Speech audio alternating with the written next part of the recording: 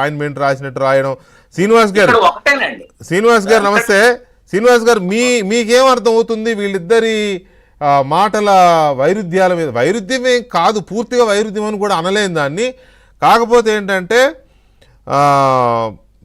ఏదంటారే, ఇప్పుడు డైరెక్ట్గా చెప్పు దెబ్బ కొట్టే వాళ్ళు కొందరు ఉంటారు, మంచి పట్టు వస్త్రంలో పెట్టి కొట్టేది ఇంకొక రకంగా ఉంటుంది. మనం అంటాం కదా, ముక్మల్ క్లాత్లో పెట్టి కొట్టినట్టు ఏదో అంటారు, అట్లా ఆ టైపులో ఉన్నట్టు అనిపిస్తోందా? లేకపోతే సజ్జల రామకృష్ణారెడ్డి గారికి ఏమైనా నిజంగానే అమరావతి మీద, అమరావతి ప్రాంత రైతుల మీద ఏమన్నా ప్రేమ పుట్టుకొచ్చిందా? సార్ ఓకే ముందుగా వెంకటకృష్ణ గారు, మీకు ఏబిఎన్ వ్యక్తులకి తోటి ప్యానలిస్టులకి నమస్కారాలు సార్. నాకు తెలిసి సత్యమూర్తి గారు చెప్పినట్టు సజ్జల రామకృష్ణారెడ్డి జగన్మోహన్ రెడ్డితో విభేదించే పరిస్థితి లేదు.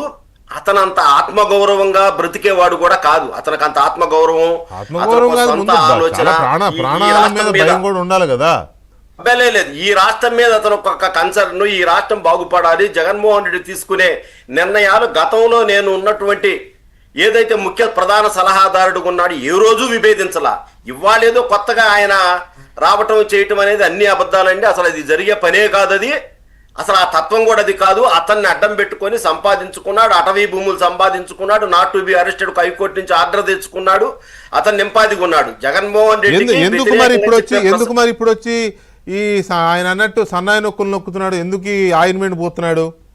అది మొట్టమొదటి నుంచి వాళ్ళకి అలవాటు సార్. జగన్మోహన్ రెడ్డికి ఏంటంటే, ఒకటి రాసిచ్చిన తర్వాత, ఇప్పుడు మీకు ఐడియా ఉందో లేదో, వాళ్ళ ప్రధానమైనటువంటి ఒక బాగా మాట్లాడే ఒక అధికార ప్రతినిధి ఇటీవల బీజేపీలో చేరాడు. అతను చెప్పాడు, వై నాట్ 175 అనే స్లోగన్ రాసిచ్చినోడిని ఏం తీసుకొని కొట్టాలో నాకు ఆ రోజే అర్థం కాలేదని చెప్పాడు.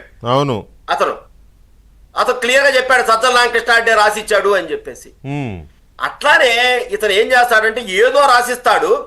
అతను జగన్మోహన్ రెడ్డి వినుకొండలో రైతుల పరామర్శకు వచ్చి ఒక విలేకరి ఒక ప్రశ్న అడగంగానే మధ్యలో ఆగవయ్యా ఏబిఎన్, నువ్వు ఫ్లో పోతే నాకు అన్ని పోతే మర్చిపోతాను, నువ్వు ఆగు అన్నాడు. ఇవాళ కూడా జరిగింది, మానసిక పరిస్థితి. ఇవాళ కూడా జరిగింది. ఎవరో ప్రశ్న అడిగితే నువ్వు టాపిక్ మార్చక, నీకు కావాల్సింది ఏమన్నా తర్వాత మాట్లాడుకుందాం అని. అక్కడైతే నా ఫ్లో పోతే నాకు అర్థం కాదని పక్కన ఉన్నప్పుడు ఆయన అసలే, ఇప్పుడు అతనికంటే గరుడు ఆచంట మల్లన్న, అతను మున్నాబాయి ఎంబీబీఎస్ బ్రహ్మనాయుడు, అతను అడుగుతున్నాడు నేను ఎక్కడ ఏం మాట్లాడానని. అతను నోరెళ్ళ పెట్టాడు. అందుకని అతని విధానాలన్నీ కూడా అండి, ఇతను సమర్థించటము, అతను మాట్లాడటం, ఇదంతా జరుగుతూనే ఉంటది. అట్లా ఇప్పుడు విజయసాయి రెడ్డి గతంలో, ఇప్పుడు ముగ్గురు దొంగల ముఠ, ఒక దొంగల నాయకుడు వెళ్ళిపోయాడు. ఇప్పుడు ఈ ముఠా నాయకుడిని ఎలా పంపించాలో కార్యకర్తలందరూ రెడీగా ఉన్నారు. వాళ్ళు చెప్పేది ఏంటంటే, విజయసాయి రెడ్డి అయినా కొంతలో కొంత భయం, ఆ ఢిల్లీలో బొల్లీలో ఇది చేసి ఏదో జైలుకు పోకుండా ఇట్టా తిప్పలబడ్డాడు. ఇతను ఈడుంపది కదా, హైదరాబాద్ దాటిపోటు ఢిల్లీ పోతే దారులు తెలియదు, ఇక్కడ మన ప్రాణం తీస్తున్నాడు, ఇతను ఎట్టో కొట్ట పంపాలనేది వాళ్ళు తీక్షణంగా వాళ్ళ నాయకులు మాజీ ఎమ్మెల్యేలు అయితే తిప్పలబడుతున్నారు పాపం. ఇతనైతే పట్టుకొని ఏలాడబడుతున్నాడు జగన్మోహన్ రెడ్డిని.